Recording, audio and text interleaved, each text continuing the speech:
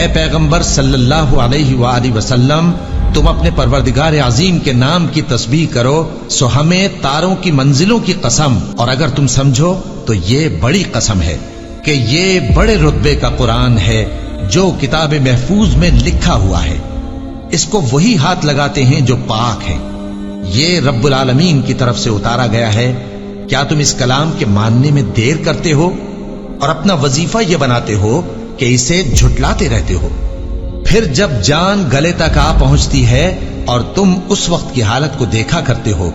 اور ہم اس مرنے والے کے تم سے بھی زیادہ نزدیک ہوتے ہیں لیکن تم کو نظر نہیں آتے۔ بس اگر تم کسی کے بس میں نہیں ہو تو اگر سچے ہو تو تم جان کو لوٹا کیوں نہیں لیتے؟ پھر اگر وہ اللہ کے مقربوں میں سے ہوا تو اس کے لیے آرام اور روزی اور نعمت کے باغ ہوں گے، اور اگر وہ دائیں ہاتھ والوں میں سے ہوا تو کہا جائے گا کہ تجھ پر داہنے ہاتھ والوں کی طرف سے سلام،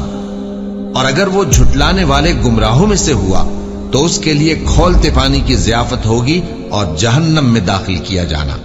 یہ بات واقعی یقینی ہے، تو اے نبی صلی اللہ علیہ وآلہ وسلم، تم اپنے پروردگار عظیم کے نام کی تسبیح کرتے رہو۔